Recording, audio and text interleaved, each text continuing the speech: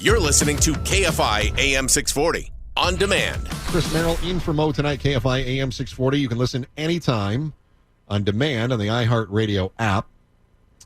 We've been talking with you on the app tonight, too. Do you use AI to cheat at work? But many of you have said, no, I'm not going to use AI. Here's why. I do use AI. Here's how. Others, I don't use it for work, but I use it at work. One guy called and he said that he drives long haul truck and he uses AI in his conversations. He says he learns things. I love that. I think that's amazing. So good on you. Thank you for everybody that has participated. The talkback is still open. Do you use AI to cheat at work, or do you use it in some way, shape, or form? I've been tinkering with it a little bit this week, and I'm finding that I'm really working to try to get AI to learn about me. But I also type everything in. At some point, I'm just going to start talking to it, but then I'm going to feel weird if I have other people in the office. You know what I mean? A little trippy. Tony's in tonight. Appreciate that. Any more? Have we heard? I have not heard anything about Foosh in a while. I haven't talked to him in a bit. So have we heard anything about Foosh, how he's doing? He posted something on Instagram today. Oh, he did? That his leg is doing better. Okay. And his arm is still recovering. Yeah, okay. I think he's still in surgery, getting, more surgery stuff, still going through that rehabilitation. For those unfamiliar, Foosh is normally the tech director for this shift, but he was in a horrific car accident and had to be saved by some good Samaritans, some passersby that pulled him out of the burning car. And it's kind of a miracle that he's with us. Okay, here it is. 1 month out of the hospital, my arm is still healing, but my leg has improved greatly, so I'm able to walk more regularly. I'm trying to use my hand more so that I can improve my dexterity. I also appreciate all of your check-ins. It doesn't go unnoticed. Thank you. I cannot wait to come back. Oh, he's the best. What a great dude. I mean, he almost lost his arm, right? Yeah, it was bad. Whew. Oh, man. Thanks to those good Samaritans that stopped and saved him. Yeah. And I know Tim had those guys on his show, didn't he? Yeah, he did. Good for him. Those guys deserve all the credit in the world. I know nobody pulls over and pulls someone out of a burning car because they think they're going to get some airtime on the Tim Conway Jr. show. You know what I mean? They do it because there's somebody that needs them. And I think there's more good people in this world than we think about. I agree with you. I just think that the world is full of good people. It's just that for some reason the bad people become famous. I just hate that. But that's the world we're in. So just so refreshing. I got to tell you, God's honest truth. The first time he walks through those doors and comes back to work, there's going to be tears. There's going to be tears, man. There's going to be tears.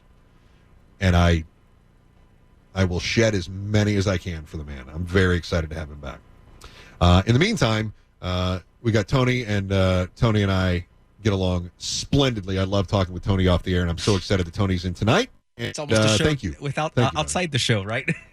Yeah, no. Yeah. You're a good dude. Oh, He's modest. Come on, that's great. Nobody can see it, but he's got a great big smile. He's good, dude. Lights up the room. He's amazing. And then Eileen and I work together on Sundays too. Are you in this Sunday? Or no? You got shifted around because of the ball game, didn't you? No, I'll still be around. I'll just kind of be sitting around and monitoring things during the game. Oh, okay. You watch the game? I'll be on with you. Do you watch the game, or are you just going to wait for your turn to go? I don't really watch. Oh, come on. Lame. I used to be a Cowboys fan growing up, and then Jerry Jones killed it for me, and now I don't watch anymore. I've gotten so many Cowboys memes. Cowboys fans all searching for VCRs so they can watch their favorite Cowboys games of when they used to win playoff games and things way like back, that. Way back in the 70s. 80s. Oh, it's so funny. I happened they across tied their last game, though. I know, against the Packers. I watched this recent one. It was this woman who just loves to torment her husband, and she was it looked like a basement, and they're watching TV on this big flat screen, and she says, I think I want to get one of those vintage TVs. I think they're so cute. And he's like, why would you do that? And she said, I thought you'd be supportive. That was the last time the Cowboys were good. Yeah, they are the brunt of a lot of jokes. Oh, they're great. Yeah. I love it. I love it so much. I'm glad that you guys showed up today. And I say that because, again, Mo is out. Tawala, who is most producer, is out. Mark Ronner, who normally sits in the anchor chair, is out tonight. And I didn't get any explanation. But Kayla sent me a story, and I think this might be the reason why. Pop culture isn't just showing up in the workplace. This, according to bamboohr.com. Pop culture is shaping the workplace. Today, thousands of Swifties are out of the office. New data from Bamboo HR reveals that 6% of salaried workers are taking PTO for the release of The Life of a Showgirl, Taylor Swift's new album. But all you have to do is download it. I know. It doesn't matter. It's not like those days when you went to the record store and stood in line. But they did. Did you see they were? They were lined up around record stores. Like it was like when I remember when Michael Jackson's History, the double album, came out, and people were waiting in line for like 3 days. This is before we were doing the whole Black Friday wait in line for the new PlayStation stuff. Like that was one of the early we're standing in line waiting for this release kind of things. And that's what it reminded me of. And so anyway, Life of a Showgirl released today. Today's Show was talking about it because, look, the government shut down. We don't have the Epstein files. It's possible we've got peace in the Middle East. But the two stories that led the news all day long were Diddy sentencing and Taylor Swift's new album. This morning, it's showtime for The Life of a Showgirl as Taylor Swift releases her 12th studio album, fulfilling fans' wish list. The music superstar also sharing new photos overnight on social media, along with the message, if you thought the big show was wild, perhaps you should come and take a look behind the curtain. Oh my God! Swifties holding streaming parties nationwide in anticipation. There you go. That's it, Eileen. They're doing streaming parties. Okay, that would be why. Yeah. Okay. That sounds fun. Well, I'm wondering if that's what Mark and Mo and Tawala were doing. That must be it. Yeah. Can you see Ronner at that? No, he's a huge Swiftie. He's like, I'll wait for it to come out on Tubi. He's afraid of crowds. He's a germaphobe. I'm with him on There's that. no way. No way. Already reacting to the 12 new tracks. I swear this is me working really hard. And we were there as devoted fans lined up at Target stores to grab hard copies at the stroke of midnight. See? They're lined up at Target. And I think they're buying not just hard copies. They're buying the records. What's your reaction right now? Oh my God! That was actually Mark Ronner. It sounded just like him. That was him. So good. It's like our Super Bowl. One of Taylor's new songs puts a unique spin on George Michael's classic hit, Father Figure. Oh, I've got some of that. You want to hear it? Yes. Yeah, okay, here we go. Hang on, I had to pull it up. Okay, here we go. I'll be a father figure. I drink that brown liquor. I can make deals with the devil because my dick's bigger. This love is pure profit. Just step into my office. I dry your tears with my sleeve. Leave it with me. How do they monetize this now? Because they're not really. I mean, she's selling some albums, but for the most part, like you said, Eileen, you can just download it. I don't hate it. I don't I hate have it to either. say, kind of dig it. But I went to YouTube to try to find some, and it's all posted, and it's not like it's pirated. It's all her stuff. So, are they monetizing it based on streams? That has to be it, right? So you give the music away for free, but you're getting paid by the distributor. Rather than selling albums now, you're giving the music away, but it's coming out on, like, for every click on that YouTube, she gets paid. For every Spotify, she gets paid. Well, all her money really comes from the live shows. And the live shows. Mm-hmm. Yeah. Okay. I think most artists now, that's where they're making the money. It is so hard to crack to get through now, though, isn't it? Oh, yeah. So hard. Those YouTubers do great, though. I think, and the TikTokers, right? Mm-hmm. I mean, that's almost how you have to come out now. The old days of trying to get radio play, it's like the smart radio programmers are paying attention to the YouTube charts. Yep. That's exactly what they're doing. That's smart. That's. And they don't want to sign record deals. They don't need them. No, because they get paid by the stream. Why do they need to have a record label that's going to take money off the top? Exactly. Yeah. I mentioned that the big stories. Forget about peace in the Middle East. Forget about the government shutdown. The big stories today that seem to be the breaking news of Diddy and Taylor Swift. The Diddy sentencing. If you missed that, in just a few moments, and you're going to need to mark your Diddy calendars. I'll tell you what the date is. That's coming up. Chris Merrill in from O'Kelly tonight. You're listening to KFI AM 640 on demand. I'm Chris Merrill in from O tonight. KFI AM 640. More stimulating talk. Mo's back again tomorrow. Monday. Duh.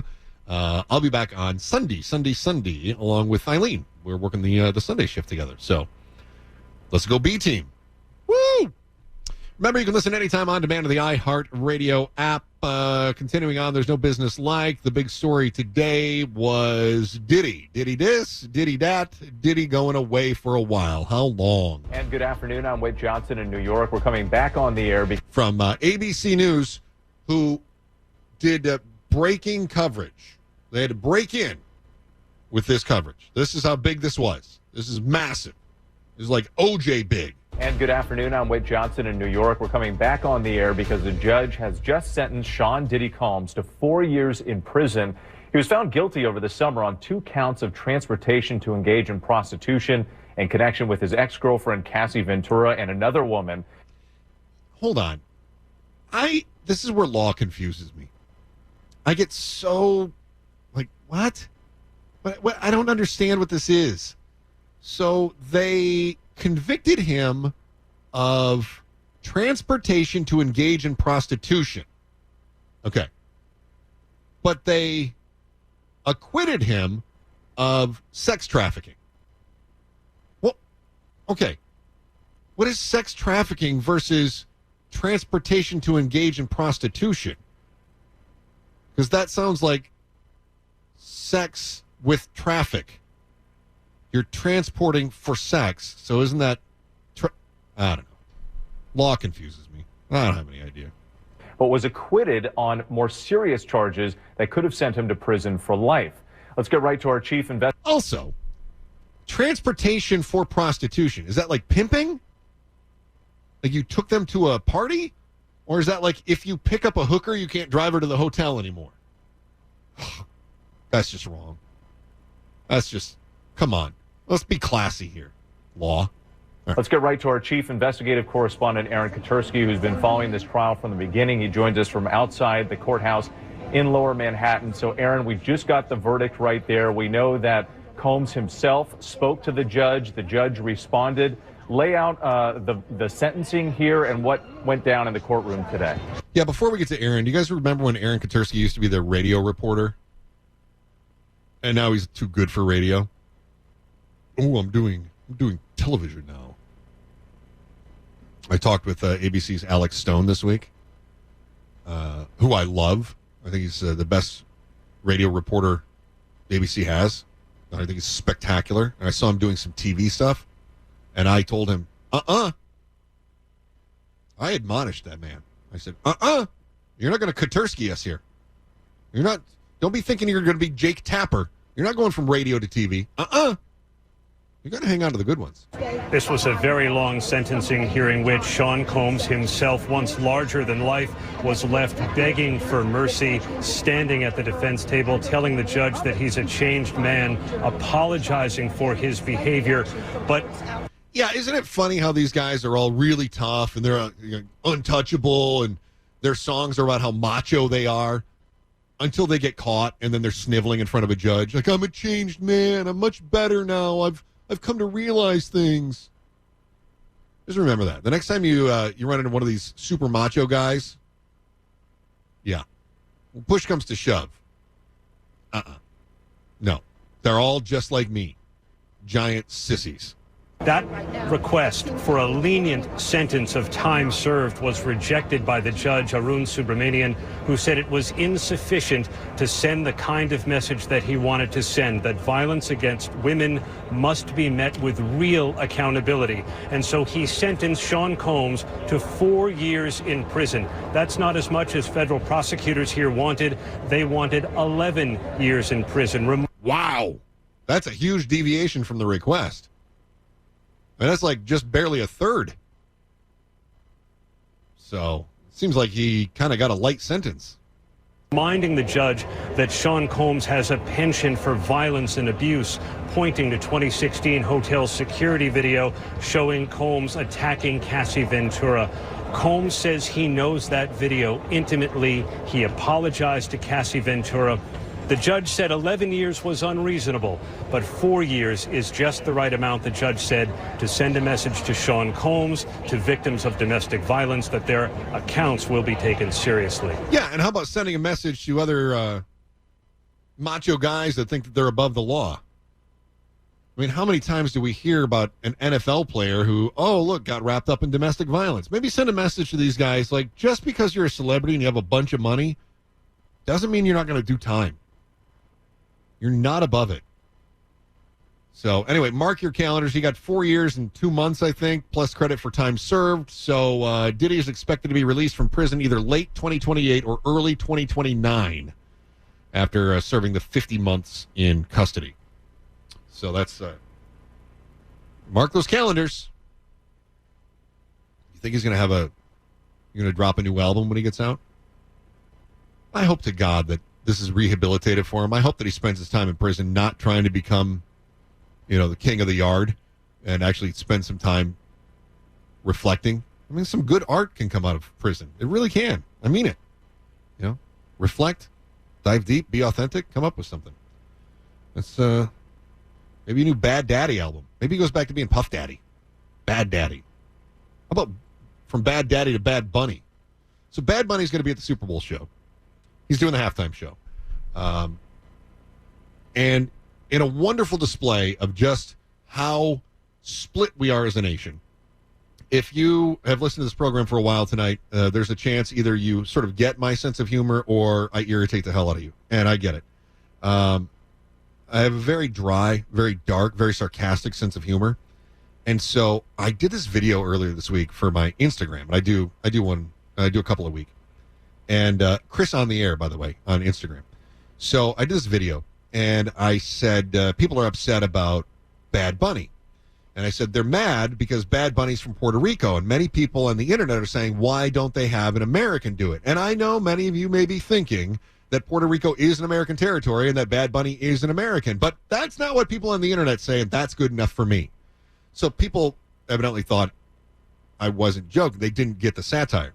So then I followed it up with, what I don't understand is why can't we have a good American band, like a good classic American band like the Rolling Stones or Paul McCartney or Rush? And people were livid with me. I got so much hate for that. They were so mad. They were like, you're an idiot. Those bands aren't from America. The one band I meant to mention, and I totally forgot when I was cutting the videos, I meant to say, why can't they have a great American bands, like Rolling Stones, Paul McCartney, Rush, or America, which, of course, is a British band. So they got mad at me for not, they didn't get that. It was a joke right over their heads. So, anyway, Bad Bunny's going to be at the Super Bowl. He's doing the halftime show. Bad Bunny, most of his songs are in Spanish, and now people are mad about that. And the latest is that ICE is supposed to show up at the Super Bowl. This week, Trump advisor Corey Lewandowski appeared on the Benny Show podcast, criticizing the decision to name Bad Bunny next year's Super Bowl halftime performer and saying ICE will be in the parking lot. By the way, Bad Bunny is the most streamed artist in the world. He's bigger than Taylor Swift as far as streams go. But a lot of people don't know that because they're in their bubble. There is nowhere that you can provide safe haven to people who are in this country illegally, not the Super Bowl and nowhere else. We have seen what he has said about this administration and his tour of canceling tours here because of the ISIS presence, and this seems to be in retaliation to that. Okay, so ICE is going to be at the Super Bowl to try to crack down on illegal immigrants who evidently had a spare $7,000 to buy tickets to get in. And also ICE is going to have money to get in to the Super Bowl in order to bust the illegal immigrants who had an extra $7,000 per ticket to go to the... Yep, I see that happening. Yeah. Okay.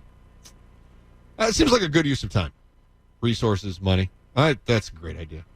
Really spectacular. Good job on all that. I made mention of OJ earlier. I was listening to Tim Conway Jr., and he reminded me that this is the 30-year anniversary of OJ. But a brief tour through the history of Los Angeles police chases. And specifically, just that one. Next. You're listening to KFI AM 640 on demand. Usually starting at 4, we've got the Chargers on this week, so show comes on right after the Chargers post-game show. I look forward to talking with you then, and I think you're pretty. So take that for what it's worth. 30 years ago today, if you were living in Los Angeles, it was a day that you will never forget. In fact, I would even argue it's a day that most of us will never forget anyway. This is one of those circumstances where I know where I was when OJ was found not guilty. I know where I was when the chase happened. I know where I was when the verdict came down. And we were glued to the TV all day long waiting for that verdict. We didn't have the Twitter. We didn't have text alerts. We had radio and television. We had to wait for it to come down. And then we called all of our friends because we had memorized their phone numbers. So I kind of wish I had been here. And I was, 30 years ago, I guess I was 17. And I think if I were here, I think I would have gone out there. And I think I would have held up signs. But I was a sarcastic 17-year-old. And, 17-year-olds are not real bright anyway. And I was certainly in that category. I think my sign would have been absurd. Right? I would have been like, go, I don't know. I'm just making this up off the top of my head. It could suck. I would need to brainstorm it. I'd be like, run, OJ, run for all the citrus fruits out there. Something like that. I don't know. I'm just spitballing right now. I was far more creative when I was 17. So, anyway, I think I would have been there. I think I would have. Instead, I was sitting in a makeshift call center in my neighbor's garage selling satellite dishes. No joke. And, as the verdict came down, it was a small operation. There was like my neighbor did it. I worked for him after school every day, and then he had somebody else that would come in a couple days a week. And then we would answer phone calls for people that got flyers in the newspaper, and we try to sell them satellite dishes. I was terrible at it, but the phones stopped. The phones did not ring while the verdict was on. Did not ring. And they didn't ring for a little while afterward either. And then all of a sudden, we started getting some phone calls.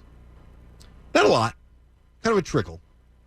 But it was like people had said, wow, that happened. And then I think in many cases, honest to God, I think they were watching TV and it reminded them that they were paying too much for cable and they wanted a satellite. I really do. I think that had something to do with it. And I just remember being on the phone with people, and they just couldn't believe it. They couldn't believe that he was found not guilty. And they would say, I don't believe it. And I go, listen, I don't know if he did it or not, but I know that he's not guilty. I don't know if he's innocent, but I know that he's not guilty is what I would say. Anyway, just remembering on that. 30 years ago today, KTLA did a nice remembrance here. It was dubbed the trial of the century and played out on television. Football standout O.J. Simpson was acquitted on charges that he murdered his ex-wife Nicole Brown Simpson and her friend Ron Goldman. Both were found fatally stabbed outside her Brentwood home. We spoke with his sister, Kim Goldman. I don't feel that our family received justice. Southbound 405, as you know, is a parking lot with... Media covered all aspects of the case, including this moment when police chased Simpson in a Ford Bronco on the highway before his arrest. God, that was good for ratings. So good for ratings. During the trial, prosecutors presented DNA evidence linking Simpson to the murders. That was great for ratings, too. But the defense team's strategy led jurors to question if the LAPD and a lead investigator on the case could have framed Simpson because of racial bias. The trial came after Rodney King, a black man, was beaten by police, which led to the LA riots and a distrust of the LAPD. I understand it now. I understand, all these years later. This is Nicole Brown's sister, is that right? With the opportunity to talk to people and to have a real deeper understanding of where Los Angeles was at that time in history. God, that case was about so much more than a celebrity who had murdered somebody. So much more.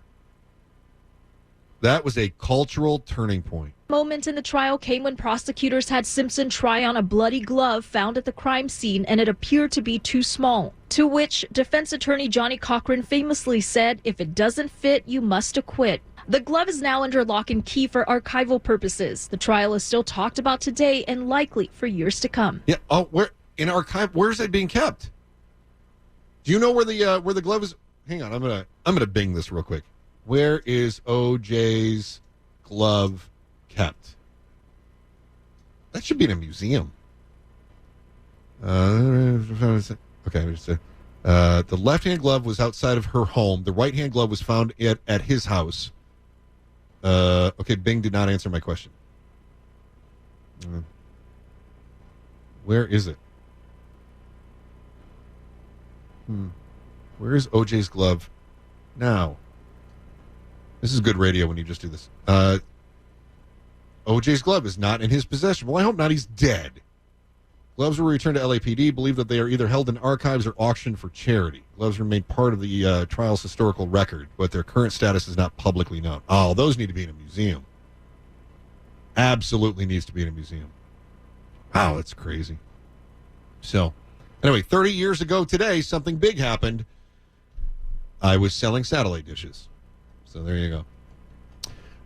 One final thought here, and you're going to want to stick around for this because we've got nukes in space. Listen, if we've got a space force, we are definitely putting nuclear bombs on something. What gets the first nuclear treatment is next. You're listening to KFI AM 640 on demand. The hottest topics, the best takes on KFI. Looking forward to, sounds like Conway and John Cobalt are looking at what Newsom's doing. Curious about how the two of them handle that. And isn't that the best part? Is that you listen to John, and he's got this take, and you listen to Tim, and he's got this take. And you know that they agree on most things, but the way that they look at it is completely different. That's why I love live radio. Because, I didn't think of that. Oh, I didn't think of that. Well, that's really interesting. God, it's so good. So good. I'm so honored to be a part of it. Chris Merrill, in from Ocala, KFI, AM 640. And you can listen anytime on demand to the iHeartRadio app. Make sure you join me Sunday afternoon. And then on occasion when I get the phone call to come in off the bench. We have a Space Force. Is there any point in having a Space Force if you're not going to lob nuclear weapons at asteroids? And I would argue, no. Straight Arrow News telling us where we're aiming. It's not a Hollywood movie. It's an actual proposal and a study submitted for peer review by scientists, including some from NASA. They say it may be needed to protect astronauts at the International Space Station from debris in the aftermath of a potential impact with the moon. Oh, listen, if something happens to our moon, it's not going to matter. You're not going to have an Earth to come back to. We got to have the moon or that's it. Life is wiped out. The asteroid has a 4% chance of hitting the moon and a 0.00081% chance of striking Earth. Okay, it's not going to hit us, and we're like, oh, good, the moon will protect us. You better hope so. You better hope it doesn't mess with the moon or the orbit, because we'd be toast. Still, researchers argue nuking the asteroid is the best option given the relatively short time frame and the unknowns, including the asteroid's composition and size. Scientists estimate it could be up to 2 billion pounds. A redirection mission conducted, which is basically me after Pizza Fridays, by NASA that could change the course of an asteroid would be out of the question given its potential size. Instead, scientists propose launching 2 devices strapped with nuclear bombs to intercept and blow up the asteroid before it gets near the moon and Earth in 2032. And my understanding is that they would have to mine into the asteroid, which means that they would have to train offshore drillers to be astronauts to take that trip and save all of humanity. Every moment spent with you is a moment I treasure. Don't wanna close my eyes. I don't wanna fall. You thought it was science fiction. I miss you, baby, and I don't want to miss a thing. God, I'm good. God, I am good.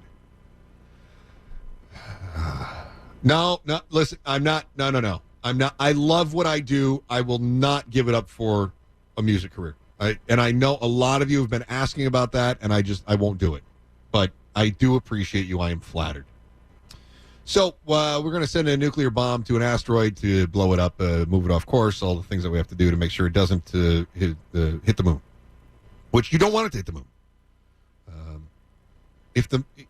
If the moon's orbit gets messed up and we lose things like tides, it will affect all of our weather.